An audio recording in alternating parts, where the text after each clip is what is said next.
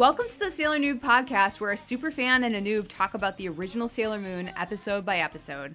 I'm your host, Mikan Hana, joined by my co-host. I'm the co-host and the noob. My name's Caliban, and guess what? Girls nowadays have a lot of tough times. Yeah, that's right, and we're a couple of magical people ready to moon cosmic power make up this episode. Today we are talking about episode number 128, Ume no Dei, Pegasus no Mao Yoru in Japanese. Meeting of Destiny, the night Pegasus dances, the English translation, and the English title, Dreams Take Flight. You know, families is where our nation finds hope, where wings take dream. What did you just say? It's George W. Bush. Oh, of course. Yeah. Okay. Yeah. Remember when the president was, arguably the president's been stupid, whoever it is, for a while, but when he just came on TV and said things like families is where our nation finds hope. Yeah, I do actually. Families is. He's the decider. Yeah, I mean, he was. And don't misunderestimate him. I mean, yeah, he was a ridiculous person in a lot of ways. Yeah, well, too bad he's our president. But we're used to that now. Who broke the seal on it just being a clown show? George W. Bush. Well, I would argue the first Bush, not great. Yeah. Clinton definitely brought a lot of... Well, that's true. Hoopla and not presidential things into it. Mm-hmm. I don't know. William Henry Harrison is probably... getting a tattoo on his ass or something. Yeah, right. Exactly. We just have documentation, like cameras everywhere now. So. If TikTok and Twitter existed, in the late 1700s. Yeah. Forget about it. Exactly. The founding fathers, a complete mess. Yeah. I mean, we know that. George Bush flossing. Oh my goodness. Well, we've got a whole... Supazu! I know! We've got a whole new season. I know. To talk about. So, yeah. I may not be an expert at Sailor Noob, but I'm an expert at starting new seasons of Sailor Moon. And I'm ready to go. All right. I got no expectations. I'm ready to ride the wave. I got a good way to be. My board waxed up. Okay. And I got 2 girls for every boy. And all right. All the other Jan and Dean songs. Oh my God.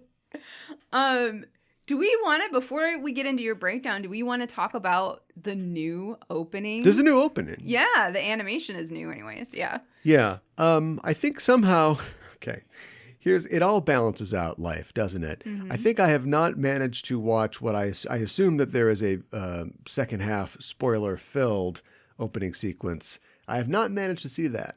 What I have managed to see is about 47 different posts on the Sailor Moon Unlimited Facebook group where I'm just minding my business and just scrolling up and I'm like, oh, that's ruined.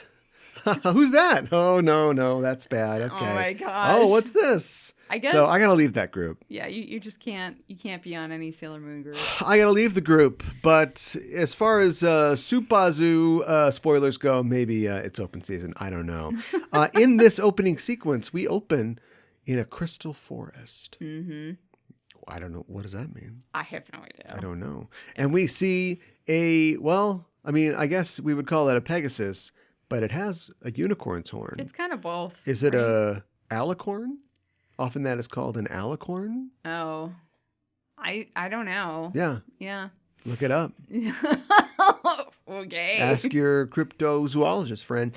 And, if that's not enough, everybody's naked. Everybody's naked now. I know. It's spreading. Yeah. So there's this naturalist colony in the forest, the Crystal Forest.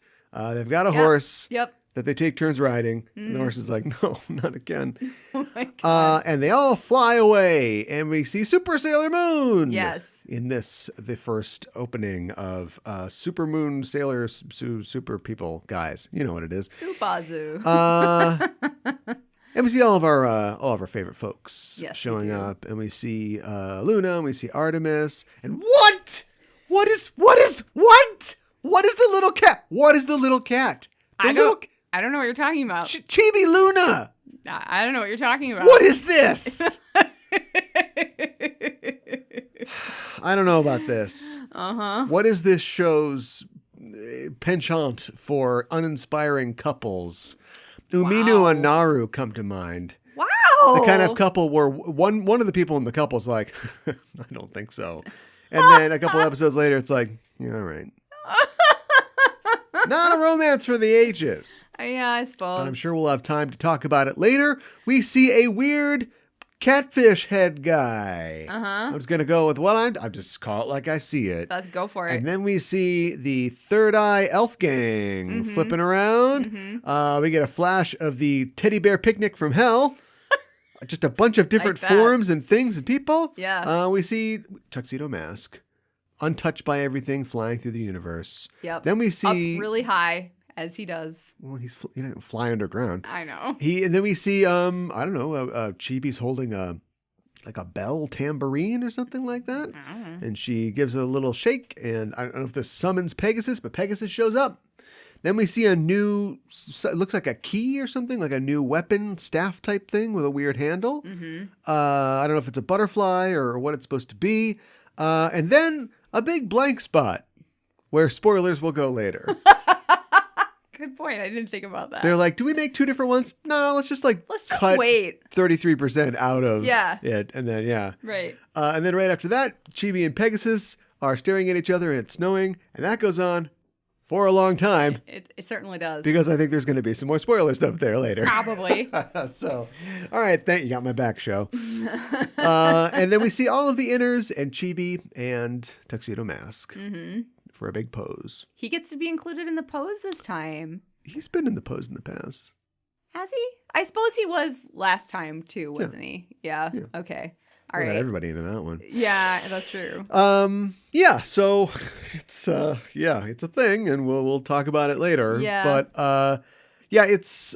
I think the art style looks really good. Yes. Just continuing in the pattern of it being good. And I think the here's a word that it's gonna sound like another word that we use. The Animeification? Oh no. Oh no. Don't do this to us. Don't. My brain just looks like a pretzel. Yeah. The Animeification, not the Animetification Oh my God. of the show continues apace. It looks more anime than it has in a while. When I say anime, I mean like the anime of the aughts and 2000s, like what we think of. I'm not talking about like, new shows like, Devilman Crybaby or something like that. Yeah. Right. But anime was like Sally the Witch. That was a ways back, but yeah. Then it was like Captain Harlock. And then it was like, hey, what's up? It's the 80s. And it looked a certain way right after Cutie Honey 1970 version. And so I feel like the show has always kind of been what it looks like, but it sort of started like that. I know it's based off of Naoko Takeuchi's like manga work, but I feel like it sort of had a earlier feel aesthetic to it. Now it's got a more like mid to late 90s feel to it. And all that makes sense. Yeah. But it's gotten more anime. And I'll talk about specifically why I think that. Okay. Possibly later. That sounds good. Without further ado. No business? We got no business. Okay. I don't. Screw business. Not really. We got a lot of work to do. We got a lot of work to do. So I guess I'll just mention right off the bat that the manga for this arc is incredibly different from the anime. Like, it's a bigger departure than we've seen thus far. So interesting. Yeah. I bet you can't elaborate on that. I'm not going to at this point. So, well, first of all, the cats are like this. Yeah, right. Yeah. So yeah. All right. Especially since, like, I'm going to try to, like... How long are we going to wait outside the door? Yeah, I know. We should probably just go through the door. Yeah, okay. People want to hear us go through the door. All right, let's go through the door. All right, it sounds like and, this. All right. And let's do a breakdown of today's episode. All right, fine. We open, as is custom, on Tokyo at night. Or do we? We see a drop of water land in a darkened pool, and we see this pool within the darkened glade. Everything's darkened. Of a forest, darkened forest. And in the forest, there are trees, but there are also pale crystal growths emerging from the ground. A voice says, "Our forest made of crystal is crying." That's too bad. And we cut to outer space. We see a bright light traveling through a void of stars. And the voice says, "If this message reaches it is the year 1999. This is not a dream." Yeah. This is a dream. So crap. Is Sailor Moon taking after Prince of Darkness? God, I hope not. Okay. We'll talk about that later. If this message reaches you, please answer me. I came running through the night to see you. And we zoom into this light and see that it is emanating from a cloud. Mm-hmm. Rays of light spill out from the inside of this cloud, and in a burst of radiance, a white-winged horse erupts from the cloud. TriStar Pictures presents Sailor Moon Supas. Yeah. Light is streaming from atop the horn on its head, and as the Pegasus rears up, it is silhouetted against the backdrop of the universe. Mm-hmm. Title card! That's how you go to title. Yes. Evening, the Sakino household. Chibi-Usa sleeps under her Luna Pea and rabbit-themed comforter. I love it. I don't know who made that for her, maybe. Usagi? That or we got to talk to the lawyer again. Yep. And she dreams. She dreams of the braying of a majestic horse. Mm-hmm. Girls are weird. Thanks. What's the girl horse connection? Let's just finish it right now. Let's just mount it down and kill it right now. Horses? No. Horses. No, I mean are, not like, you know. Horses are the enigma. Horses are majestic, enchanting creatures, and so are dinosaurs. Got her. Yeah, but like horses are alive still, and like they've got. You've got me there. Yeah, and they all have their own personality. And you have to take care of them, but you have to tame them too. And like, so, oh my gosh, stop it. Stop it. I was just about to say, I think this is going to be a season-long sort of realization on your part. And then, nope, we just get right there. Yeah. All right. Well, you said to get to it, so. So they're boys. I guess I never really thought of it that way. No, clearly you have because not. let me just put it out there that like I grew up loving horses and I went to horse camp and I love unicorns. Like I had a unicorn collection. I freaking love Lisa Frank. Yeah, I love all of this stuff. And no, I never thought of it like that. I just thought they were my favorite animal growing up. I'm so glad I wrote this down. I knew this was a good idea to write down. They were my favorite animal because... I don't know how to exploit this just yet for the rest of this show for this season. Oh, wow. By the way, tune into us on Twitch, twitch.tv/JustinFTrope. I'll be playing Barbie Horse Adventures soon. I don't know if that's true.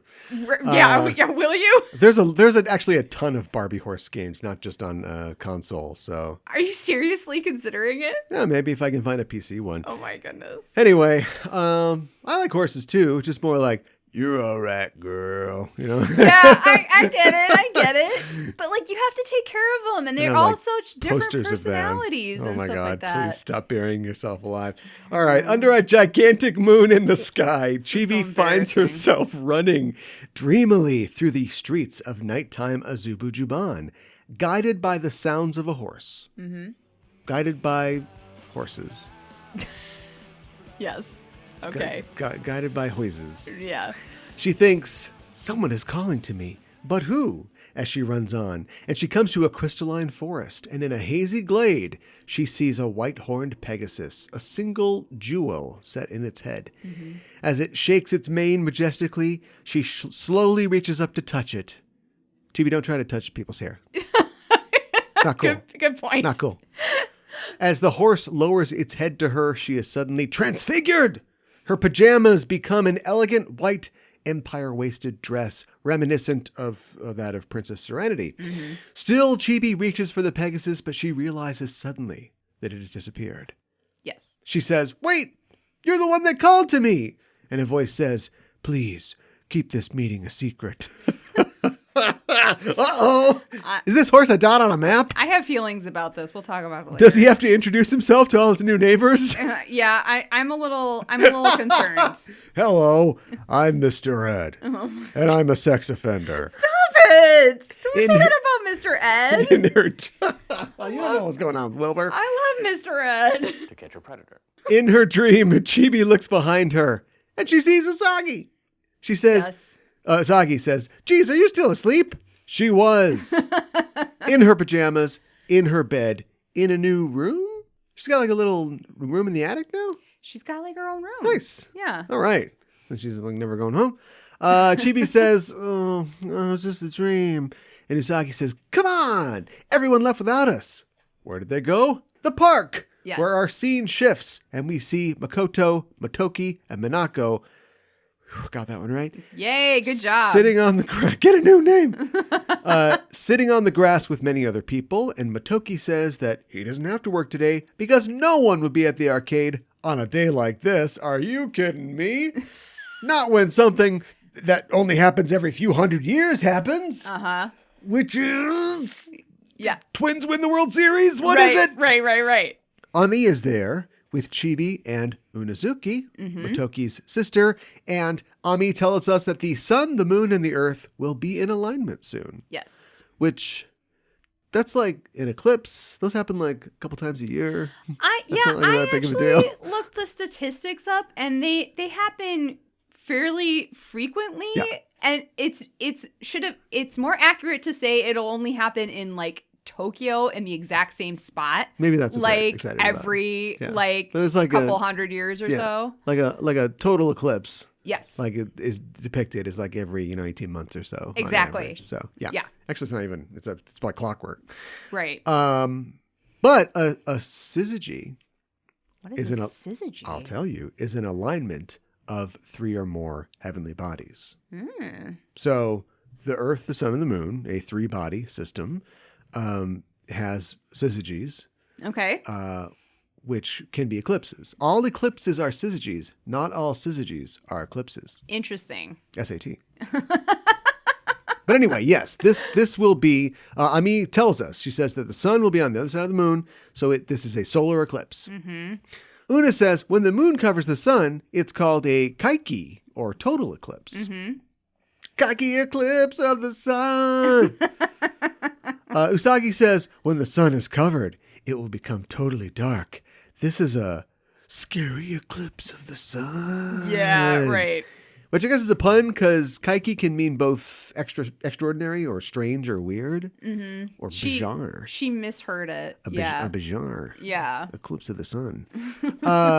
Ray says, are you trying to scare little kids? Remember the other day at the park when you thought that duck was following you? Oh my gosh. Chibi, that's a real fear. Oh, really? Anodophobia is the fear that ducks are following you. That's weird. Chibi says, it's okay, Ray. I never listen to Usagi. And Usagi's like, wait, what? What do you mean? And Ray's like, wait, you weren't messing with us? You thought that was real, the spooky thing? Yes. And Chibi's like, I should sue for emancipation. Oh my gosh. Grabs her key. I'm going home. Everyone looks to the sky, but Chibi can only see in her mind an image of the Pegasus in that crystal forest. Una asks her, hey, are you worried about something? And Chibi's like, can horses open doors? No. Wow. Wow. Una's like, oh, did you have a meeting with your destined boy or something?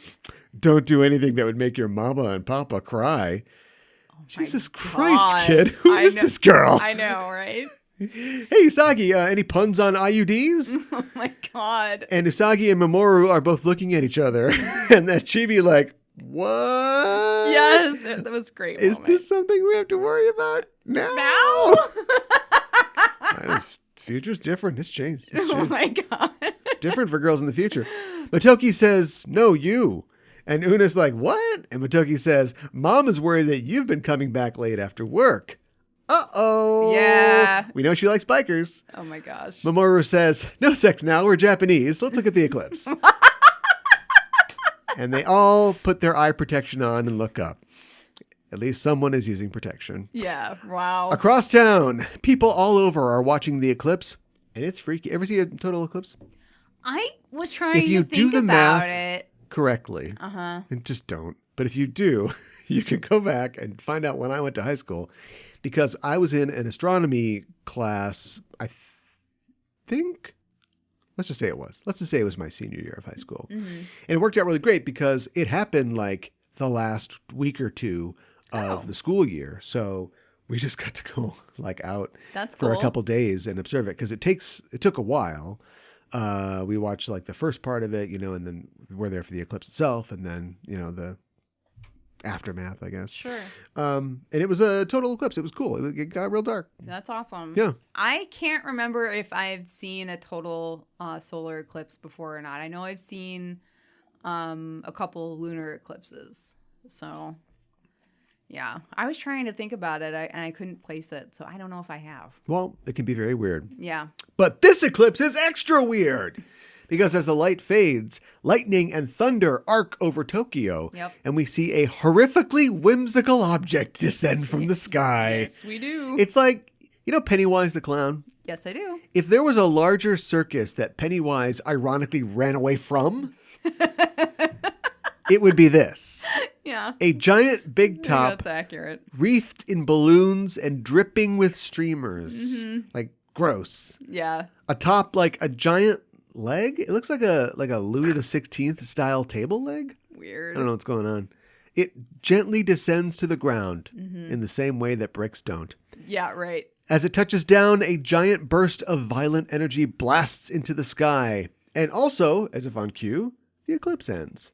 And the sky lightens once more. Everyone's heading home, but Usagi notices a strange new addition to the Tokyo skyline. Yeah. A creepy tent. Yeah. Oh, well, anyway, food. I know. We cut inside the tent, and oh my God! Yeah. There's a riot of weird masks. Yeah. It's like a Charles Manson Mummenschanz. Yes. Are we sure they're all masks? I don't know that they are. The Ringling Bruder's German Expressionist Circus.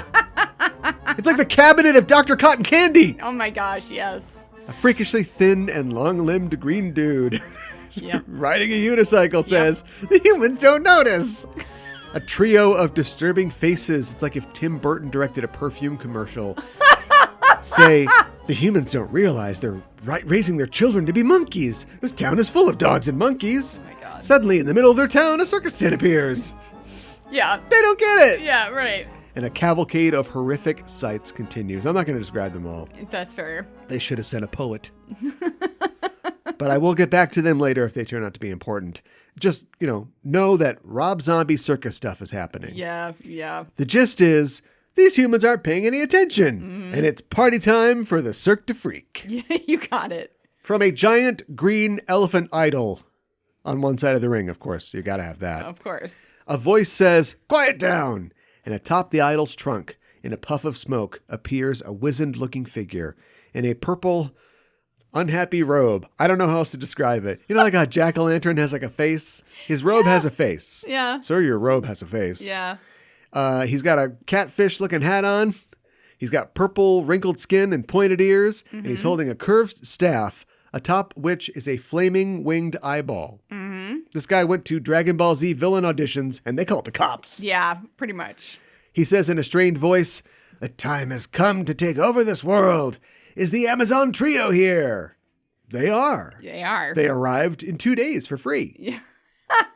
Out of a ring of fire steps a honey blonde, elvish-looking dude who says with a flourish, Tiger's Eye is here. Out of a ring of water steps a blue-haired woman who's dressed like she's dressed like the Michelin Man's slutty daughter, and he's definitely not happy with her. He's for sure called her a little piggy on an answering machine message. Oh my God. She says, Fisheye is here. And out of a ring of feathers, is that a thing? It is now. Appears a pink-haired elf in a tutu who says, Hawkeye is here. Yeah. Oh no. What? Hawkeye. I mean, I like this guy. Jeremy Renner wishes that he was this guy. Yeah, he does. They say, have you called for us, Master Zirconia? And Fish Hat, I'm going to call him Fish Hat, says, listen, he should have escaped into this world as well. We have to capture him to take over this world. Here's your, for a lot of pronouns, him, you, here's your first job. Find those, another pronoun, with beautiful dreams. He cannot hold his form long in this world, and without energy, he'll fade and die. But he can subsist by hiding and living in a beautiful dream. I feel like this should just be all to the camera. It's like, this is how it's going to work, everybody. Yeah. Here's a bunch of exposition for you. Cast a spell of exposition from the exposition school. Yeah. And Tiger Eye says, so he's already living in the dream of someone in this world? And Fish Hat says, that's right. There's a lot of humans on Earth, but only a few have beautiful dreams. Go find him. We cut to, okay, I need a sec. We cut to a neon-drenched bar. You got it. Where a sad, lonely saxophone plays. And the three eyes are bellied up to the bar like, wow, so what do you think about this one? If I told my employees, you get out there and make it happen, and they're like, you got it, and I find them in the bar 5 minutes later, I'm going to be mad. The flaming eye on my staff is going to be flying around. Yeah. You know what I mean? Yes, I do. Do you know what I mean? Because I'm totally lost. So it turns out that they are looking at headshots. Pretty much. Hey, kid, you're going to make it in this town. Yeah. They're all beautiful girls. I don't know where they got these pictures from. I'm a little scared. I'm a little scared, too. I'm not sure they understood the assignment. And Tiger Eye says, I don't know where to start. They all look so good. Oh, my God. And Hawkeye makes a good point. He says, don't base your opinion on if you think they're cute, okay? Yeah. And Fisheye says, I don't think they're cute. You like this kind of thing? And Tiger Eye says, you're too picky. Let's take this one. Girls like this are easy if you make them feel like you're destined to meet. Wow. More like Gaslight Eye. I hate that. Secrets honestly. of the Super Seducers with the Dead Moon Circus. Yeah. I mean, do you have to be creepy? I know you're the bad guys, but come on. And obviously the pic that he's got is of Unazuki. Yes. We cut to Fruit Parlor Crown. Yes. Where Una is serving Chibi-Usa and Usagi some sodas. Mm-hmm. Blue for Chibi, green for Usagi. The usual. Usagi says to Una, so, how's that boyfriend coming? What's going on with that? And Una's like, you're asking me this in front of a child? And Usagi's like, whoa, you got things to say that you can't say in front of a child? And Chibi's like, oh, is this your boyfriend? And she's holding this locket. She grabs onto this locket that Una's wearing. But Una's like, give me that. And we pull out through the window as they struggle because it's not time to reveal the picture of this person yet, I guess. Yes, yeah. A little later, possibly a few seconds later, Una is sitting with them and she says, he's not my boyfriend. She says, we got into a good mood a few times before. What's up with our translation? That is weird, now that you mention it. Sometimes, I like to get into a good mood with somebody. Oh my God. On the third or fourth date. Is this code? What? I don't know. But she says, he hasn't asked me out. Maybe we're not destined to be together. Mm-hmm. And Chibi, slurping on her blue soda, very sagely says, just because you're a girl doesn't mean you should wait for your prince to come on a white horse. I'm not touching any of that. She continues, sometimes you got to get on that horse and go find your prince. Mm-hmm. I have to take a tinkle. Oh my God. Usagi's like, you've been reading Mama's special novels again without permission, haven't you? Okay, stop. Stop. I know. Let's stop. She means Ikoku Mama. Yes, she means Okay. Ikoku Mama. I'm like, does Usagi have like a secret hentai stash or something like that? No, I think she means like romance novels. She doesn't mean her. I'm Mama. She means our Mama. She means Mama. Mama. Because otherwise, like, because Unazuki's just like, yeah, right. Yeah, Right. I do that. My Right. mom's got a great collection. Right. But she didn't mean, she's not like outing herself as Chibi's mother. No. All right. Well, come on, show. Maybe like write that a little more clear. Could have said Ikoku I hear more of Mama. these special novels from the special store. Yeah. There you go. These guys should open up a dirty bookstore. Oh my gosh. And like, the Amazon trio. Hey, you want to, it's only 10 yen for this special dirty book. Oh my Let me gosh. look in your mirror.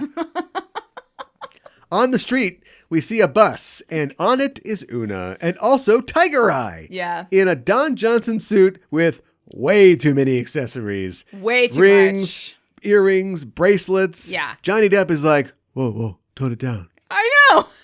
Rings leave marks. Whoa. I said it. Una Yeah, is looking you for her did. wallet to pay the fare, and Tiger approaches her and says, is this your wallet? Oh my God. I know. On the street, she thanks him, and he says, I must be in luck to pick up such a lucky item. And she says, what? Because she didn't hear him over the sound of her retching. This guy's cheesy. Yeah, he is. But maybe it's working. I don't know. Because he says, hey, do you like my huge turquoise earrings? And she likes them. He's got like They are massive. Liz Taylor's like, no, come on. I know. Too much. Like, they're not his regular earrings either, because I don't No, know he put these on to seduce a lady. I know. Like, his regular earrings, take a look at them next time you're watching. It looks like they're razor blades. Yes. I don't know if that was intentional or what. Edgy. Yeah, it's kind of like a turn. It's like, stay away from this guy. He's got razor blades on his ears. God save the queen, I guess. Yeah. It's very punk. Chibi-Usa and Usagi are walking on the street at night. Chibi has dragged her out late, and she asks, is there a forest with a lake somewhere around here? Maybe crystals all over the place? And Usagi says, Mori?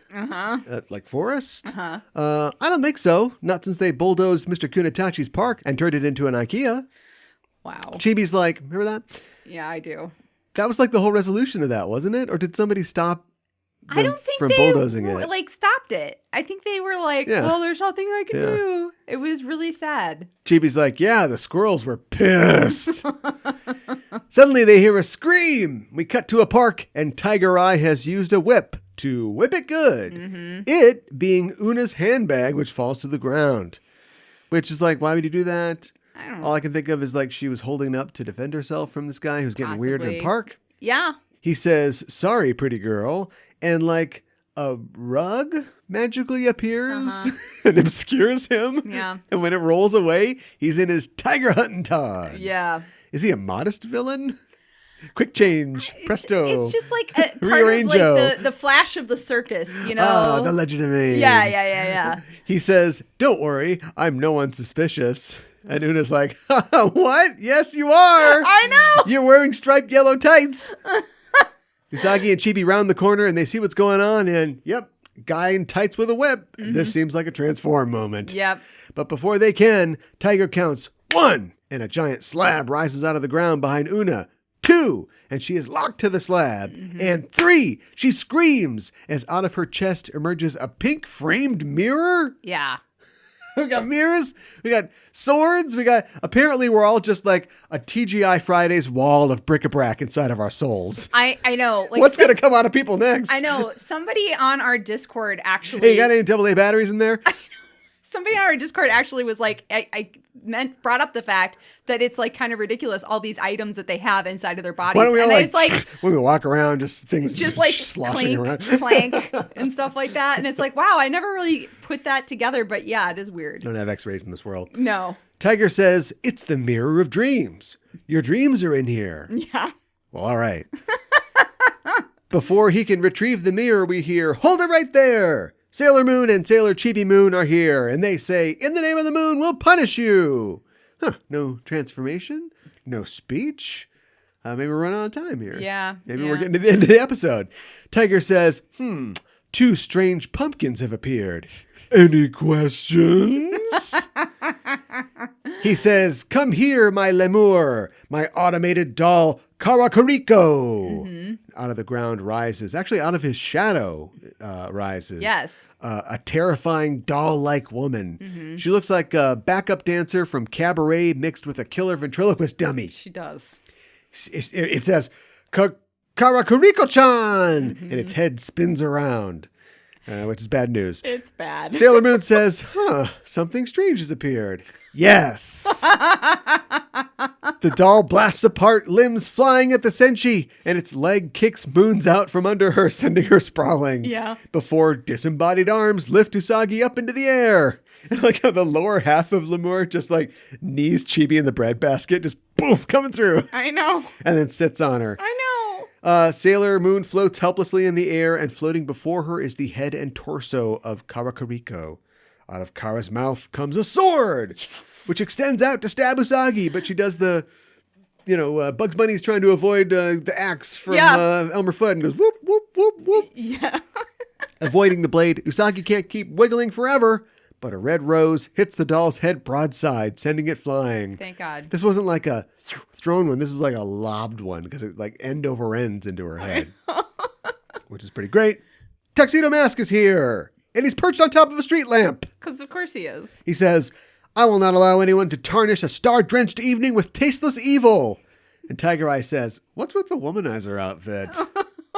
And TM's like, shut up. I don't want to hear that from you. I'm one stem of a rose that cuts through evil. I love it. I am the roundup on the weed of crime. I am the rabbit-proof fence holding back the darkness. Oh my God. Tiger Eye says, all right. And they clash ferociously. Mm-hmm. Whip versus cane. It looks like Tuxedo Mask has the upper hand. He's got his cane to Tiger's throat, but Tiger's whip wraps itself around a tree that TM's shadow is falling on. Mm-hmm. What's this? The whip begins to fluoresce, and Tiger says, your shadow is sewn onto the tree. You can't move. And Tuxedo Mask is frozen in place. Tiger says, farewell, idiot. And as the Senshi continue to struggle, Tiger looks into Una's dream mirror. And I mean, he looks into it. He sticks his entire head inside the mirror as Una screams again in pain. Eventually, he emerges again from the mirror and says, that's a beautiful dream. But he's not in there. And sorry, everybody with beautiful dreams needs to be eradicated so he can't escape into them. Uh-huh. Which is like, oh, that's sinister. It is. Also kind of expository, but, we got to fill us all in. Yeah. Kaku and Nico, finish them off! The doll prepares to bring the fight to a grisly close. And as Chibi struggles, she thinks, please, someone lend us your powers. And out of the sky comes a radiant ball of light, which knocks the doll parts away, freeing our heroes. The light resolves itself into a winged horse, Pegasus, with a flick of his mane.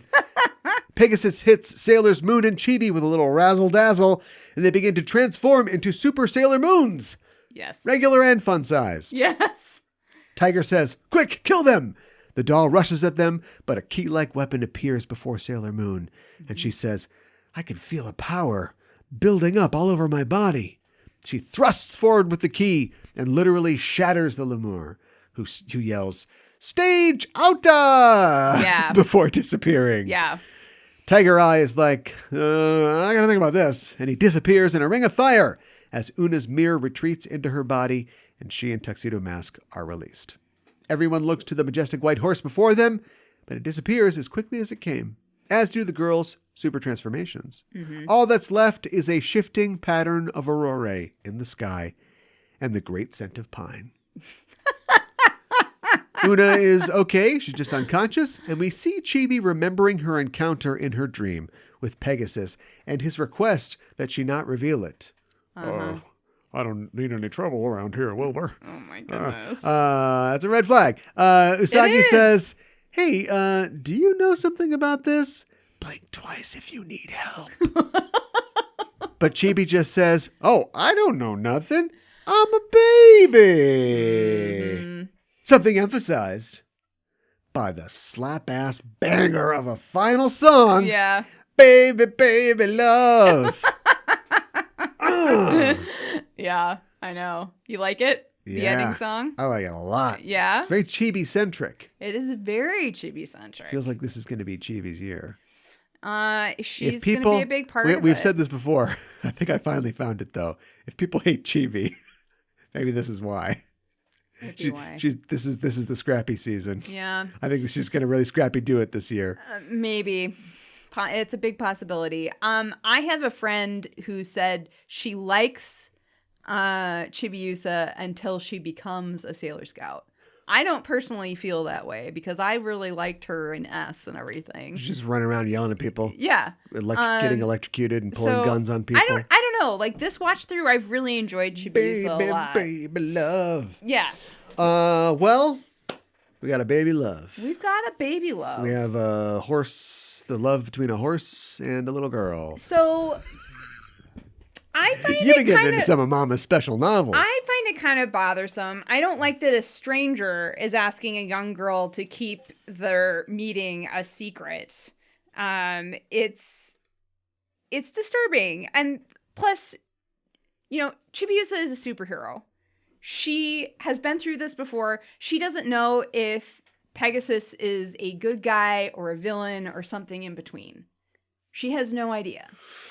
Well, when he shows up, we get a good tinkle. So he's probably okay. Do you know what I mean? A good tinkle. Yeah, it's like rainbows and crystals. Yeah. Like there's a visual language to power good and evil in the universe. Yeah, Yeah, but so maybe, and also we don't know if there's something that the show can't communicate, and that is like the emotions and the feeling, So she probably she feels good. It's a good dream. Like she's like, oh, I like this cool horse, and I'm in a nice place. Mm-hmm. It isn't like some of the dreams she had last year when her friend is being crucified. Freaking terrifying. Yeah, that's a good point. Like, I think this is a bad dream. Yeah. Yeah, I mean, I'm just kind of kidding about Mr. Ed being a sex criminal, but it's a little weird though. It's a little off-putting. I'd like to read the webcomic. Wow. No, but it is the language of, like, what else would they do? They're keeping this a secret. Yeah. Because it's just a J.J. Abrams mystery box, right? Right. Like, it would be easy for her to say, so the unicorn is keeping it a secret because he doesn't want her mirror to get ripped out and then get found. But apparently it doesn't matter because they just have like a machine that spits out headshots of girls that have beautiful dreams. Yeah. And they're going to get to Chibi eventually. Probably. We don't really know the stakes yet. For all their expositing, we don't really understand the mechanisms behind this. But that's per usual, right? They'll exposit more as we go on. Yes and no. I feel like really early on we understood that this meteor is from outer space and inside of it are two aliens. But that was a much shorter arc. They have a tree that needs energy. Mm-hmm. Yeah. These people are from another planet, and they're... You got it. I've forgotten the old seasons already. I get, they spend a lot of time like, we have to find the enemy's hideout. Yeah. Let's search all the dim sum places in town. Right. Yeah, okay. I guess the vagueness is built in. Yeah. But when this horse, which is a man horse, by the way. It is. Pegasus could have easily been a girl. Yes. For some reason, it's a boy horse. Mm-hmm. And he's like, don't tell anybody about our little meetings in the woods. Yeah. It just gives me pause. I think we need to talk about it. Wilbur, can you pull out this duct tape for me? Oh, stop it. It's tough when you're a horse. Oh my God. This is horrible. I don't have opposable thumbs, Wilbur. Oh my God. But I did want to mention that, wow. Stop. Oh my God. That's the duct tape sound. You do have a good duct tape sound, although you only seem to bring it out in the most horrible instances. And the tear off that's really important. Yeah, that is important. He could tear it off. He just couldn't pull it off of the roll in the first place. No opposable thumbs. So he has to have an accomplice. Oh my God. So in the manga, Chibi-Usa... Oh my God. I know, I'm starting off really early. I'm not going to do all the things, but I'm just going to be choosy about it. Chibi-Usa, Usagi, and Mamoru all see a vision of Pegasus at the same time, so it's not a secret. Huh. Okay. And this is just the very beginning of it being very different. Care different. to share, director of the series? Yeah. And we don't really know specifically why they changed it so much. Besides the fact that, like, it's been speculated that maybe because the last season was so dark, they wanted to lighten it up and make it more comical. They made sure that a interdimensional being was hiding inside of a little girl and told her not to tell anybody about it. Yeah. And then a guy in fetish gear with a whip is going to start sticking his head in. I mean, when you put it that way. Start sticking his head inside of women to see their really dreams. Really disturbing, right? So I have a problem with that. Nice work turning down the weird dial there. Yeah. And Chibi-Usa also questions really early on in the manga if Pegasus is on her side or not. Like, she doesn't know. And she actually is wondering, is he an enemy or is he an ally? So I thought that was interesting. But the bad guy is looking inside of the mirror. And the way that Unazuki was attached to whatever that was, that slab, it's Do you think that these terrifying. Things come out hot but then calm down later? Because last year, I'm going to call them years, I don't care. That's fine. Last year we had... lady rips her robe open and shoots a star out of her boobies into that's true. Another girl's chest, Mm-hmm. and she's like, oh, and she dies, and her heart's ripped out, and it was like a quantum leap of intensity. It was. From, I guess Demando almost raped Usagi and Sailor Moon R. Yeah, that's true. All right, look, man, sometimes this show gets intense. I don't know what to tell you. Yeah, it does. Wilbur, let the show be the show. Oh, my God. Yeah, I don't know. But the way that Tiger's Eye takes the mirror and like sticks his head into the dream, that's not in the manga either. Oh, so interesting. Interesting. Trying to make it lighter and funnier, huh, Anime? What's going on? Anyways. So we've got a circus, a wild and woolly circus. We do have a circus. We have a wizard that is in charge of them. Yes. And we have 3 people, Stephen Jenkins and the other 2 members of Third Eye Blind, who are going to do their work here. Yeah. Yes. By hunting down young women. Yeah, you put it that way. And they probably all got really bad. Unique weapons. Yes, most likely. Who's a boy and who's a girl? Yeah. So I will tell you. And or not. Right. How do they identify?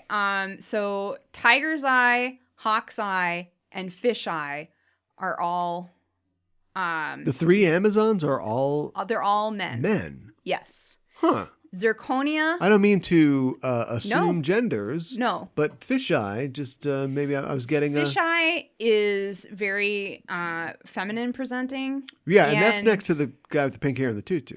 I know. That's pretty feminine. I know. And why are they Amazons? Because I don't think they mention it in this, but the circus is from the Amazon. Don't. You take an innocent question that you could have answered without spoiling something, and you spoil something. Is it a spoiler? I guess maybe I need to be more pointed in my question. Why are 3 men called the Amazons? Oh. Okay, you didn't get the question. No. And so, when in doubt, spoil. I appreciate that. Yeah. At least you're consistent. Sorry. Why are they Amazons? Look at. I don't think they're Amazons. It's the Amazon trio. Listen. Yeah. We have pointed out clearly that the bad guys on this show, I know the 4 kings, never mind. All right, there's a mix of bad guys and girls, but often we've talked about my theory about how the bad guys often are examples of what if feminine but too much. Yes. Right? Mm-hmm. And the show, it eludes the question of the 4 kings because it doesn't bother to try to pair them off or suggest that they dated the 4 kings back in Silver Millennium times or whatever. Mm-hmm. There's just like a bunch of guys who are like, "You're dumb girls. Screw you." And then they win, right? Yeah. And then, it's kind of a weird thing. And then there's a bunch of like sexy ladies who are selling makeup, and they're you're still children, and we're like slutty adult women. So take that. Mm-hmm. And then I don't know what's going on in S. That's fair. They're hot scientist ladies who also kind of have like they're hot scientist ladies, circusy outfits. Yeah, but they also have their own things going on. They do. They all have their own individual things going on. Even more than like the Ayakashi did. Yes. So it's an escalation of what I'm describing. I would agree with that. Sailor Moon Supazu. Yeah. Just a bunch of dudes. Yep. Well, allow me to be the first to say, dumb. Oh, okay. I don't like it. Okay. Unless this is like, you're 16 now, girls, or at least close, which means game on.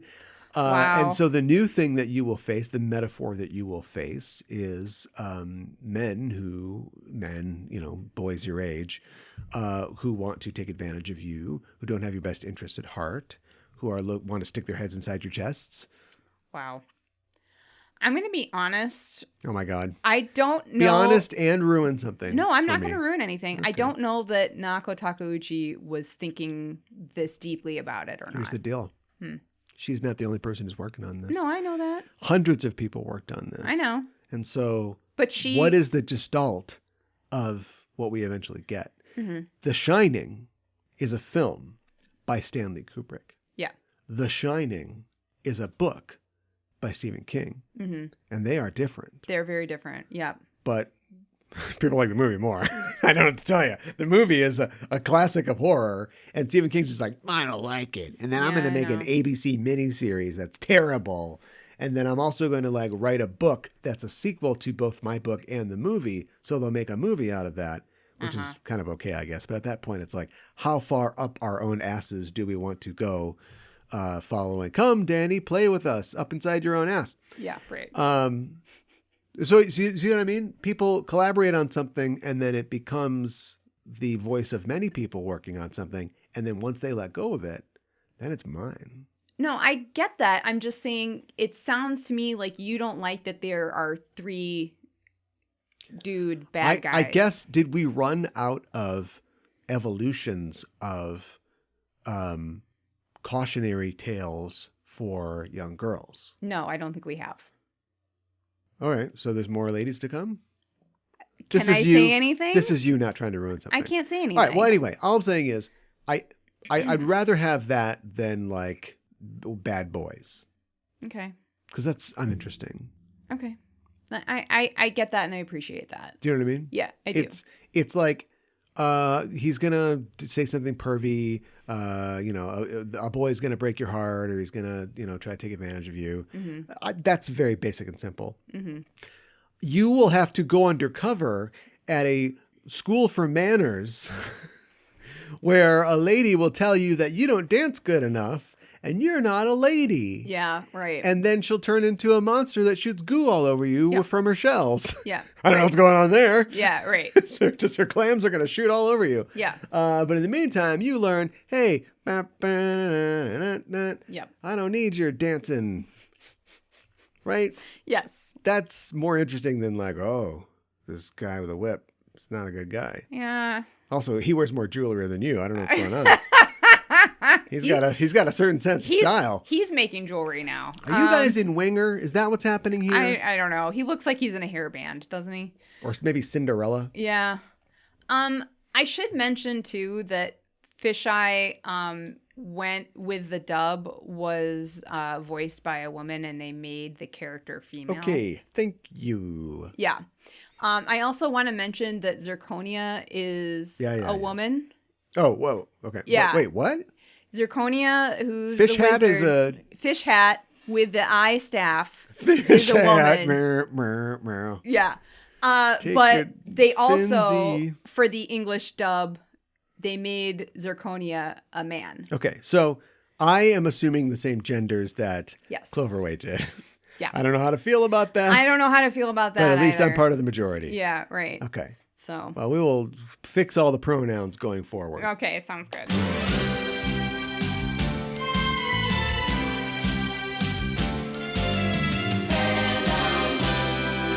How would you describe Just Enough Trope? We are the Just Enough Trope podcast. I'm your host, Caliban, joined as always by my co-host. Hi, I'm Mikan Hana. Oh no, does this mean they can hear all the things I yell at the TV during Downton Abbey? Why did you do that? How do you plead? Let the game begin. Yeah, check these fresh moves. Oh! Don't shoot man in face. This isn't the Save Gotham fundraiser. It's the Chill Family Reunion. Master Yoda assigned a Padawan to this bold Jedi. I believe it's pronounced Padawan. Oh, Padawan, excuse me. Hey, it's getting late. I think Ralph's going to want his motorcycle back. Go jerk off the pictures of Dean Gray. I am freaking getting old. Yeah, I noticed the life clock was blinking in your hand. Get out of here, Wilson. Go fight the Teen Titans or something. I'm unkillable, not unwoundable. You like Sailor Moon, right? Why don't you sail on his Wow. Just Enough Trope. News, reviews, and geek fondue. Every Monday on the Just Enough Trope podcast network. Loving me never have a say. You so sorry. What? Today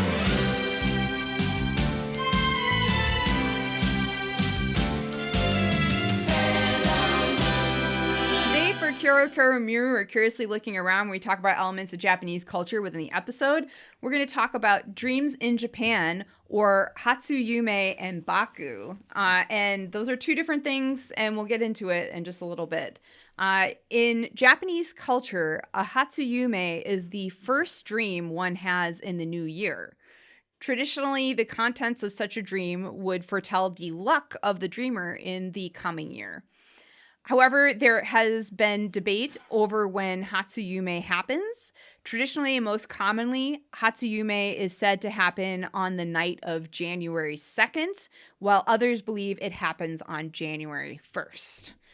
To add to the uncertainty, before Japan adopted the Gregorian calendar, hatsuyume came before Rishun, which is the first day of the lunar year, and Rishun happens in early February and also marks the beginning of spring. So, confusing tradition, I guess you could say. But for hatsuyume, it is considered to be a particularly good luck dream if you dream of one of the following things: Mount Fuji, a hawk, or an eggplant. And we will get into why. There isn't anything that I can add. It's just, it's already like Cards Against Humanity, but it's just a whole nation of people who are just like, yeah, it was an eggplant. It's pretty good. Yeah. It's a good dream. Yeah. What are you talking about? I know. What are you talking about? All right. Yeah. Continue. Okay. If you dare. I will. So this belief has been in place since the early Edo period, but there are various theories regarding the origins as to why this particular combination was considered to be auspicious. Wait a minute. That's not too old. That's relatively recent. It's relatively recent. You are correct. You have to remember, too, that not only is it insulting to... so exotic. To other, Eastern cultures. Mm-hmm. They're normal people. They're very practical. Yeah. They have some weird ideas, and so do we. Absolutely. You have to remember that there could have been a commercial for tooth powder or something like that led to people thinking this, Yeah. It wasn't until, I've always understood that, but I'm always reminded about that when we went to that Eastern textiles exhibit, and we saw some of the like cool, like paper garments and like the handmade garments. And there's, what are these characters? It's like, this is like eat it Hirokis or whatever. They were like, literally like it was a guy's job to wear this. And it had characters on it, which was a sign basically saying, hey, the noodles are really good down this way. Like that's all it was. Yeah. You're like, what is this ancestral message that I'm being given? No, it's just like for sandwiches. Right. Right. So yeah, I mean, something as recent as the Edo period, I can imagine that it's, it's not that big of a deal. Yeah, right. It's not that long ago. So, one theory suggests that this combination is lucky because Mount Fuji is Japan's highest mountain. The hawk is a clever and strong bird.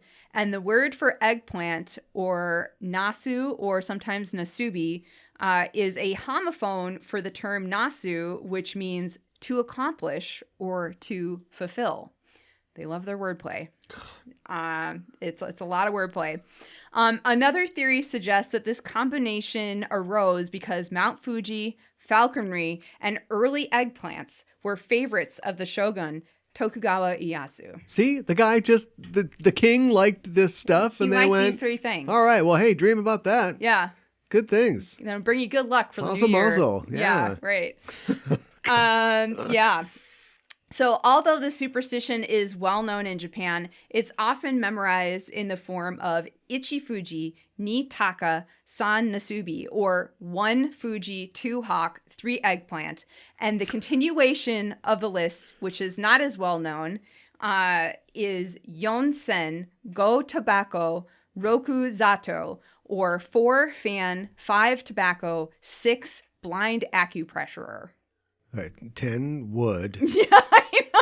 15th silver. Yeah, right. Yeah. Right. So the origins of this trio, the latter trio, are less well known, and it is unclear whether they were added after the original 3 or whether the list of 6 originated at the same time.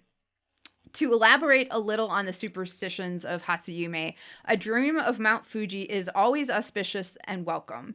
Not only is it the highest mountain in Japan, it has been the inspiration for artists and poets for centuries. And as the Japanese love their wordplay, Fuji can be interpreted to represent fushi, which means immortality and eternal life.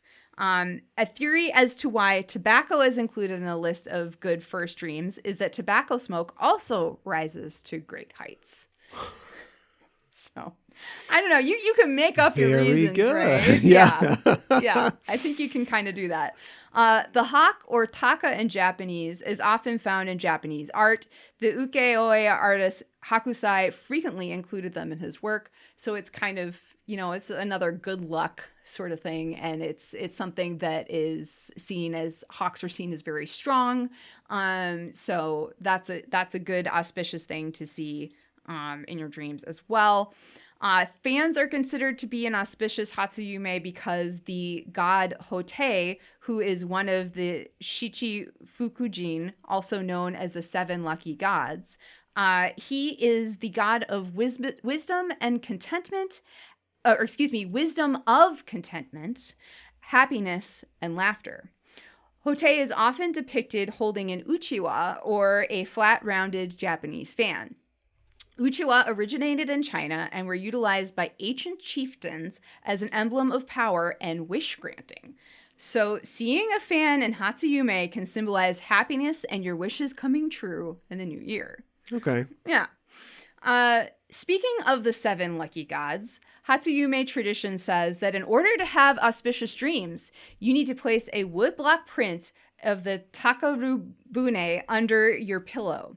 The takarubune, or treasure ship, is a mythical ship piloted through the heavens by the 7 lucky gods during the first 3 days of the new year. Having the takarubune under your pillow is believed to boost your chances of having an auspicious dream. In the event of an unpleasant dream, the print may be disposed of by throwing it into a river. Let's litter, everybody! All right, this one's no good. Toss it. Yeah, Toss I know. it away. The custom of putting a picture under your pillow started around the Muromachi period. It was initially popular among the nobility and spread to commoners later in the Edo period, and street vendors sold cheap woodblock prints intended for single use. Sometimes the kanji for baku would be pictured on the sail of the takarubune. Baku are Japanese supernatural beings that are said to devour nightmares. Huh. According to legend, they were created by the spare pieces that were left over when the gods finished creating all the other animals. Oh my God. Yeah. I got a couple legs. Uh-huh. I got 4 butts. What do we do with those? Just put them all on there. It's All right. fine. Quadruple butt. Yeah. The traditional Japanese nightmare-devouring baku originates in Chinese folklore about the mo, or giant panda, and was familiar in Japan as early as the Muromachi periods of 14th to 15th century. The dream-eating abilities attributed to the traditional baku have been related to other preventatives against nightmares, such as amulets. An early 17th century Japanese manuscript of the Sankai Ibutsu describes the baku as a shy Chinese mythical chimera with the trunk and tusks of an elephant, the ears of a rhinoceros, the tail of a cow, the body of a bear, and the paws of a tiger, which protected against pestilence and evil, although eating nightmares was not included among its abilities. Mm-hmm. However, in a 1791 Japanese woodblock illustration, a specifically dream-destroying baku is depicted with an elephant's head, tusks, and trunk, with horns and tiger claws. The elephant's head, trunk, and tusks are characteristics of baku portrayed in classic era or pre-Meiji Japanese woodblock prints and in shrine, temple, and netsuke carvings. Legend has it that a person who wakes up from a bad dream can call out to baku. A child having a nightmare in Japan will wake up and repeat 3 times, "Baku-san, come eat my dream." One version of this saying, yeah. Get your 4 butts over here. Yeah, well, it gets even better. One version of the saying is "Kono yume bako ni agemasu," which literally means, I give this dream to the baku. You can take it. Legends say that the baku will come into the child's room and devour the bad dream, allowing the child to go back to sleep peacefully. Don't tell anybody about this. Oh, no. No, don't do it, baku. Not a secret meeting. However, calling the baku must be done sparingly, because if he remains hungry after eating one's nightmare, he apparently may also devour their hopes and desires as well, leaving them to live an empty life. What? Yeah. So Too much Yeah, eating. I know. The baku can also be summoned for protection from bad dreams prior to falling asleep at night. In the 1910s, it was common for Japanese children to keep a baku talisman at their bedside. The Japanese term baku has two current meanings. One referring to the traditional dream-devouring creature, and the other to the Malayan tapir, which kind of, and they're not sure which came first, like, because the tapir kind of looks like they're depictions of a baku. So they weren't sure if, like, the mythical creature came first, and then they saw a tapir, and they're like, oh, that kind of looks like a baku. And a tapir has like a trunk Yeah. with the ears, Yeah. kind of like an elephant. It's confirmed. Bing bong is a baku. Yeah, It's right. Bing bong. Yeah, right. Exactly. So they have a long history in Japanese folklore and art, and are more recently have appeared in manga and in anime. One example is the Pokemon Drowsy. In English, his name is Soripi, or Suripu, excuse me, in Japanese. So Drowsy looks like a tapir, looks like kind of like a round tapir, and it's able to put people to sleep and can sense what kind of dream someone is having. Drowsy has its dream-eating preferences, and it prefers to eat fun, happy dreams as it becomes ill after eating bad dreams. Oh yeah, no. give me the good stuff. Yeah. It rarely will eat the dreams of adults because apparently the dreams of children are more delicious. Dreaming about cookies and sweets. I know. No, I don't want this Mount Fuji dream. What's this all about? What is this? This is what? Who's dreaming of an eggplant? Yeah, no, not as good as candy. This tastes bad. Yeah. Another example, which some of our listeners might be aware of, is the Baku in comics is Neil Gaiman's Sandman. The Dream Hunters, which was illustrated by a Japanese artist, Yoshitaka Amano. Yes. And it's a separate story from the main storyline of Sandman. But it's a story about the love between a monk and a fox spirit, or kitsune. And in the story, the kitsune seeks a baku so she can prevent the monk from being trapped in sleep until he dies. And her plan is to take his place. Mm-hmm. So baku plays a minor role in that, but it's an example. I have a signed copy of that. Do you around here really? Somewhere. Yeah. That's awesome. How is meeting Neil Gaiman? Fine. Okay. I hate meeting famous people because you never know what to say or whatever, and so like It's kind of awkward. he was like, "Hey, how you doing?" I'm like, "Great." He's like, "All right." What's your name? Like, it's yeah. And then he just signed it to me or whatever my name is. Like, Sure. There we go. Next up. So. I mean, what are you gonna do? But that was me meeting him on purpose, face to face. I have seen him a dozen times around town because not anymore, but he used to live near where we lived. Yes. And so I'd see him at the Ren Fest, like with his kids all the time. And yeah. That's cool. Don't make that Netflix series. Don't do it. Shh. Go back through time. No. Baku, eat that dream. That just got announced the second season. Did you see that? Well, of course. Yeah. But also Netflix, they're going on forward with a Henry Cavill-less Witcher season 4. There's a petition against that. Did you see that? Well, wow. What a surprise. I know. Netflix running scared. Yeah? You know who's not scared? Who? HBO. Yeah? They're not scared of anything. They just canceled Westworld. Did they really? Breaking news. Whoa. They don't care about anything. They don't give an F. They don't know what they're doing. HBO does not give an F. They're like, I don't know. Let's bring back Arliss. Oh my God. That's a HBO programming joke. Well, I mean, to be fair, I didn't see the last season of Westworld. No, Not now, that now it you don't would've- have to. Not that it made a difference. Now you don't but have to. Yeah, I know. I'm going to cancel an Ed Harris show. I know. Anthony Hopkins. Anyway, continue. All right. Well, that's the end of my tale of Hatsuyume and the Baku. Pretty crazy. Yeah. Yeah. Eating those dreams. Eating those dreams. Yeah. Itadakimasu with Usagi. What did Usagi eat in this episode? When we see the Amazon trio hanging out at the bar, they have drinks.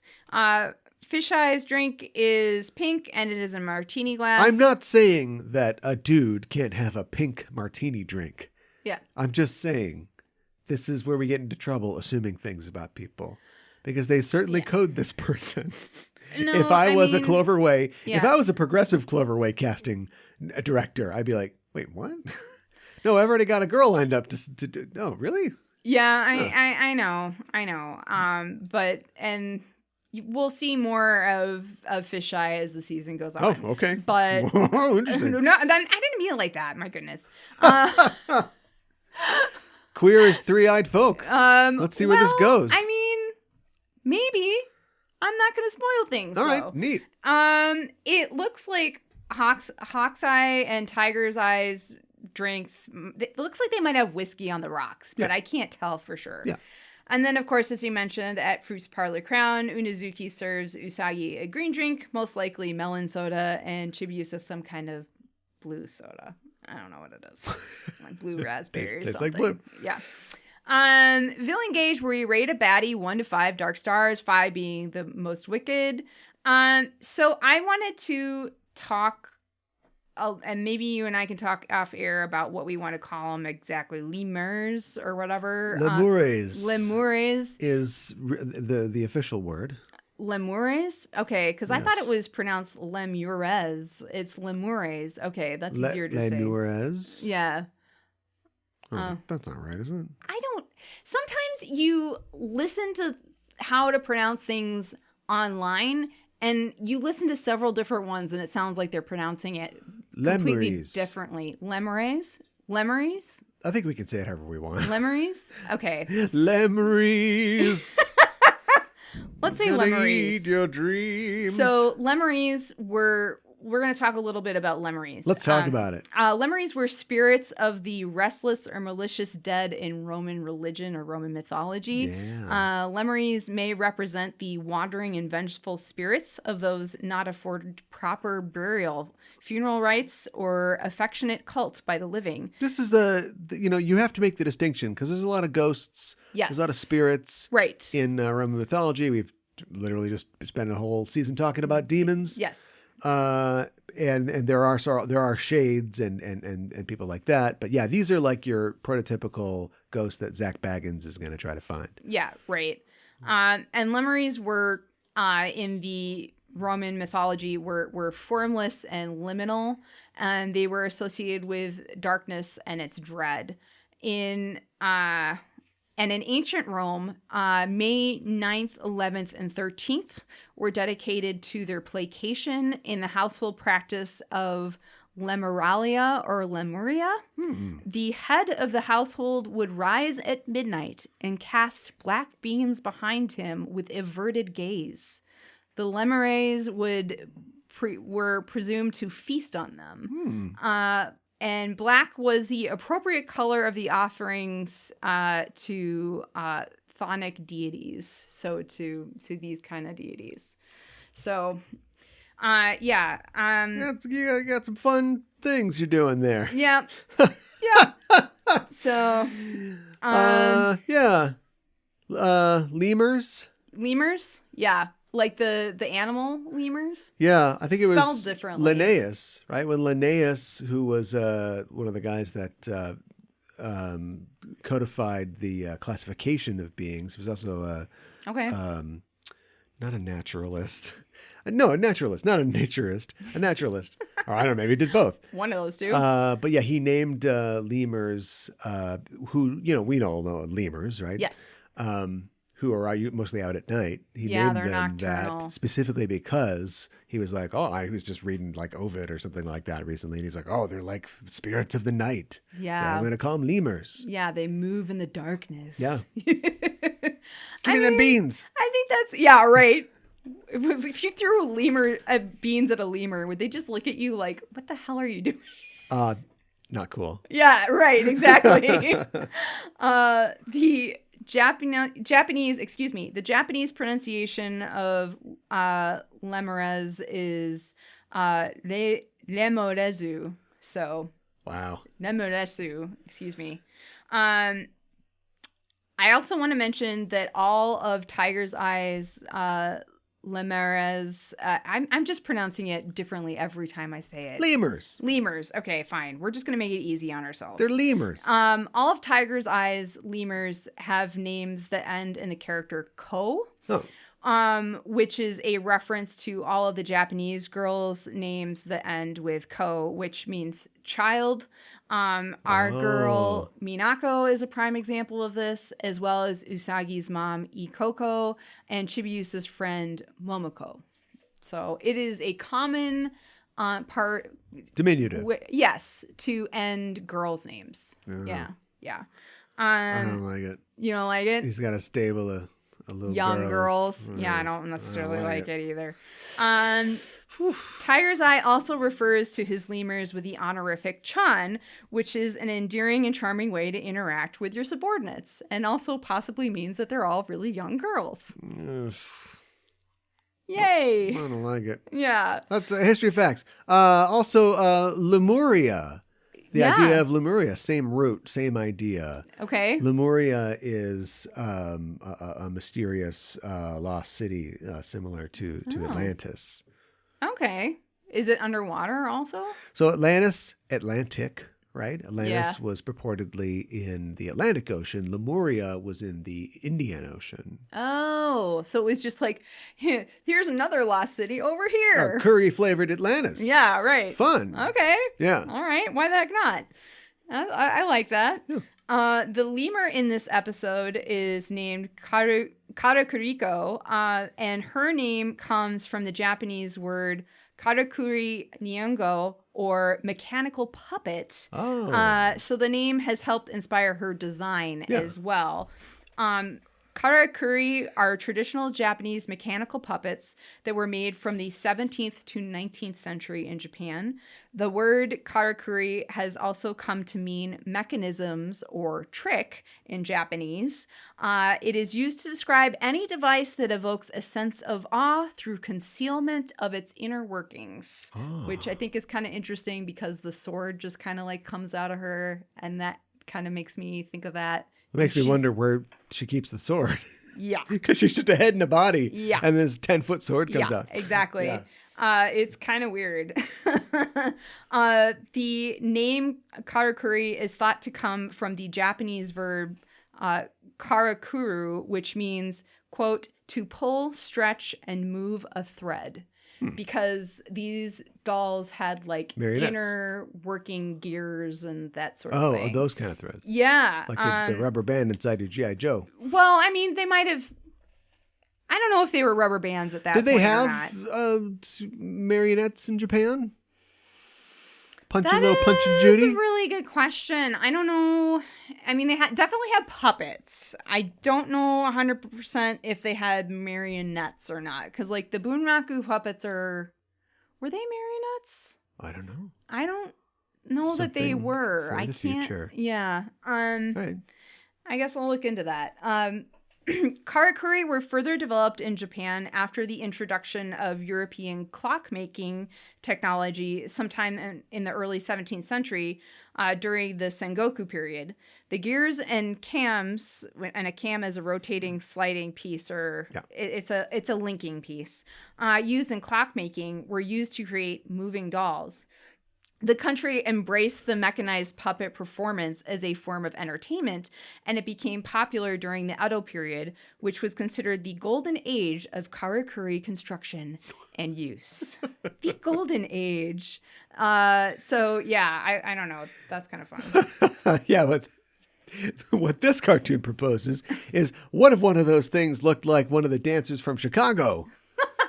Or cabaret. Lipschitz. I know. Yes. Cicero. Yes, exactly. Karakurico. Yeah. Karakurico-chan. Not that one. I just add chan to the end of my own name. It's kind of weird. See, I had a comment. So her design, she is a mechanical puppet and she is super creepy. Her body is white as snow and she has short blue hair. She has mechanical puppet limbs and a mechanical puppet mouth. She has, which is kind of like a ventriloquist mouth. There's that number in Chicago where she's you're right, where she's a ventriloquist dummy. They both reach for the gun. Yeah, you're right. Good point. Oh, yes. Yes. They both reach for she has blue eyes, dark blue lipstick, and her eyebrows are 2 different shades of blue. It's weird. And they're like the geisha eyebrows? Yeah. Where they're sort of like painted on, or they're just the little blobs, above the inside That's of her eye. That's true. That's a good point. They're thick and small. That's how I like them. Oh my God. Didn't mean to come out that way. Whoa, Anyways. hold on there. Whoa. Okay. Moving on. The middle section of her body is completely It's missing. not there. Yeah, exactly. She is wearing. That's how I like them. Oh my God! Stop it. She is. I'm not gonna be able to finish this. She's wearing a black bikini top with a green and black striped tube top over it. Yeah, now you say bikini top, but that's where the cabaret thing comes in for me, because it seems more It's like like a a bra. camisole. Yeah. Yeah. With the little straps. Yes. And then she's got like either that's the lower part of it, or she's got like another tube top or shirt. It looks like with another her shirt kind to of bra me. sticking out of it. Yeah. She's wearing green shorts with black stripes at the bottom and peach diamonds on the front. And she's wearing matching knee-high peach socks. And she is wearing maroon ballet slippers. And sticking out of her butt is a golden and brown wheel on some sort of belted system, like the Karikiriko, or like the puppets. And she's wearing big flower earrings that have a yellow center and peach petals. Right. Okay, her rating. I like her overall design. I think it's very off-putting, but in the way that villains are kind of supposed to be. I like that her head spins around. It's super creepy. Yeah. I like how she attacks Sailor Moon and Sailor Chibi Moon by having her body parts fly in different directions and attack them, and the way that they attacked them. I thought that was completely unexpected and just really well done. I also like the surprise sword that comes out of Kariko's mouth. Surprise! Yeah, to attack Sailor Moon. I mean, being suspended in midair and having a long sword thrust at you at the same time, that's pretty terrifying. So I'm just really thrilled with her. I also, did you notice that, like, when the bottom half of her was sitting on Chibi Moon and Tiger's Eye was like, no, make sure you get rid of them or whatever. There was like a third arm that came out of her lower body to attack Chibi-Usa with like long fingernails. Yeah. And I didn't notice it till the second time. And I was like, wait a minute. Her 2 arms are holding Sailor Moon up. Yeah. Where did they come from? Well, it's another hidden trick inside of her. A disembodied leg kicks out Sailor Moon's legs, and then in the same frame, a lower half of her with 2 legs knees Chibi in the breadbasket. So it's like, where'd the other leg come from? Yeah. So she is made up of the extra limbs. Yeah. I don't know how many butts she has. But yeah, right. Maybe just the one butt.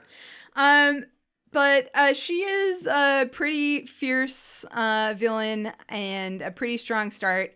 I'm going to give her, it's early on, but I'm going to give her 5 out of 5 dark stars. It is early on. Yeah. You are not wrong about that. Yeah. I can't do that. I got to go 3. Oh, okay. Here's why. Because we've had a doll before. Mm-hmm. We've had more than one doll. But We have. We've had a creepy porcelain doll. We've had a doll that's like an artist doll. We've even had a marionette type doll before. Mm-hmm. So this is not new territory. It is interesting territory, I suppose. Although I think the bad guy himself ends up sort of taking away from the monster because he's doing stuff as well. And so we've got to figure out what that is. It isn't like the tree becomes a demon and is shooting prayers at people, and not as strong as that. Okay. So as far as this goes, it's a solid 3, but not too much more. Interesting look. Yeah. Leaves me thinking and wondering about some of their design choices. Nice. Mm-hmm. I can tell that garish colors are going to be a big part of this season. Everybody's going to have a little green and some orange and what the hell, a couple of purples. And Yes. Very colorful. Starting that off. It's the circus. But yeah, don't hate it. But 3. Okay. All right. That's fair. So our villains say something at the end when they die. They say stage out, which doesn't quite translate super well. But like, doesn't mean anything. It doesn't. But it kind of, to me, means like they're leaving the stage. Exit stage left. Yeah, right, exactly. And it's a circus, and it's kind of a stage. Yeah. Right. So we're gonna call this, and instead of Farewell, My Lovely, this is going to be called Take a Bow. Okay. So this is gonna repeat. This is gonna repeat. She will be hopefully calling this attack something in the future, because in this she just kind of goes, "Blah!" Yeah, I know. And then rips their faces off or whatever. Right. But this is our rating of how our villains left the stage of life. So Karakiriko braces for impact, placing her hands in front of her face as she screams, "Stage out!" And she cracks in half and then in a bunch of little pieces until she disappears entirely. We hear a cracking sound like the cracking of a mirror. Then we see a shadow and a swirl of purple smoke. Then no trace of her. So I'm gonna give this one. I'm gonna give it a 3 out of 5. I think. Okay. Yeah. She's ready for her close-up. That's right. I'm going to give it a 3 simply because I don't know what to expect. That's fair. I guess it's interesting, but, this is a victim of going first. They could be better. They could be worse. I'm going to have to land on a 3 because I don't know what to expect. I understand. I get Came into this so confident. I had my surfboard all waxed up, and now I'm looking at those waves, and I'm like, I don't know. Oh, no. Well, what's going to happen? Oh, no. Am I going to shoot a curl? Or am I going to eat beach? That's what they say. They say, eat beach. Oh, my God. You don't know. Just going to eat some sand. I'm going to eat some sand. So now we're at our rating. I like that Usagi has to ask if she said something that wasn't true. And Ray and the cats are freaked out expressions in reaction to her. I like Usagi Mamoru's multiple take reaction to the idea that Chibi-Usa might have a love interest, and Unazuki saying that she shouldn't make her mom and dad sad. It's just too much. I like that Usagi notices the circus tent when no one else seems to. Like, a part of me is like, is this part of her becoming a better Sailor Scout? A better Sailor Senshi? Is that she's becoming more detail-oriented, more observant? I don't know. I also love Zirconia's creepy red eyeball with wings and that it has flames on its head and it sits on top of her staff. It is just super strange. I love the chill bar that the Amazon trio hang out in. I like when Chibi-Usa gives Unazuki the advice that you can't just wait for your Prince Charming to find you. Sometimes you need to go look for him, which is sound advice from a 7-year-old. So I also like that Unazaki and Usagi's responses to this, that Chibi-Usa is aggressive, isn't she? And Usagi asks if Chibi-Usa has read Mom's books meant for adults again, which is just terrifying. And I really like Tiger's Eye and Tuxedo Mask's exchange, especially when Tuxedo Mask says, "I am the rose that slashes evil." It's so great. Some Darkwing Duck. It kind of is, but I love Darkwing Duck. Right. I think this is strong, but I don't think this is necessarily like the strongest the show has ever been. So I'm going to give this episode 4 out of 5 roses. Okay. Well, I hate to, cleave to a formula so strongly, but I'm going to go 3. Wow. Okay. Look, I respect the fact that they have gone through alien invasions a couple times now, and whatever the hell was going on in Sailor Moon S, and Crystal Rock people, and now they're just like, I don't know, scary circus, let's do it. Yeah. And then like there's a guy, on a tricycle or something, and there's a hedgehog with a boner or whatever. It's like, My God. they're just like really taking a swing at the scariest thing of all, Connies. Yeah, I mean, they're scary. It gives you the opportunity to, but maybe also to play with like the twisted vision of something that because we all admit that like clowns are like entertaining / scary. I mean, just think Stephen they're King has scary. made a lot of money off of that. Yeah. And so there's, Chibi is, growing up in the middle of this. And so there are things that maybe she doesn't find. Or we're taking the idea of something that's entertaining and innocent and twisting it. So these are all the guesses that I have for free ahead of the segment where I will definitely tell you what I think is going on an episode soon. But in advance of that, I guess I like this weird, completely out of nowhere new direction, which is the only thing you can do. It couldn't be just somebody else from space, another alien. I know. So I like the promise in this, but otherwise pretty standard, directly down to a bad guy is going to pull something out of a person's chest and then go, is this it? This isn't it. I mean, come on, man. We just got done with 38 of those, Yeah, I know. So hopefully it will evolve into something more. But I like that. I like the darker tone. I like the weird creatures. We're talking about sex a lot. Where's that going? I know. Yeah, tell me where it's going. I gotta know. Wilbur. But which I'm okay with. The Harry Potter books got sexier as the Harry Potter kids got older. So if that's what we're doing, that's fine. Too soon to call. Yeah. But not unentertaining. So I'll give it a 3. Okay. That's fair. My English title is Chibi-Usa's Dream, Secretful Magic. Secretful magic. Yeah. Not a word. No, I know. That's why I did it. Right, but they don't make up words though, do they? That's not how English works. Sometimes. Icing. Sometimes they make up always words. icing you. Okay. Always icing Maybe you. that works. Yeah. I don't know. Mine is, again, I don't know where we're going, but I'm going to give you a sense of what I think is happening and the weird twist, the twisted alteration on a familiar theme.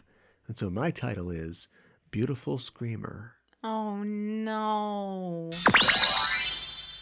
Next episode, we are talking about episode number 129, Supa Henshin Futatabi, Pegasus no Power in Japanese, Super Transformation Once Again, Pegasus's Power, the English translation, and the English title, No Ordinary Horsepower. This is no ordinary horsepower? Yeah. That's not even a phrase. No. What's super ordinary horsepower? I'll tell you, this Hemi's got super ordinary horsepower. I don't know. Nobody says that. No. Nobody says that. I'm going to do some investigative reporting. Oh, okay. I'm going to get out there. I'm going to get Vice to bankroll me digging deep into the web of Cloverway. And their naming conventions. Dig through the trash.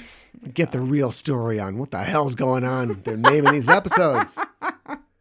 Doesn't even conform to whatever. Look, we don't have a lot of time here. No, it doesn't. I want to talk as usual about our social media, and we hope that you're following us on Facebook, Twitter, and Instagram by searching for Sailor Noob.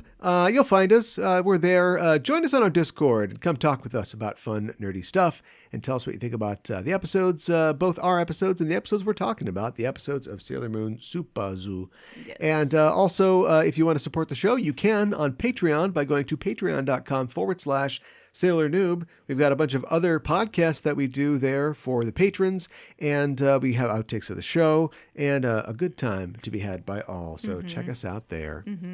Well, that's our show for this week. In the name of the moon, we'll be punishing you next week with another episode of Sailor Noob. Oh, Wilbur.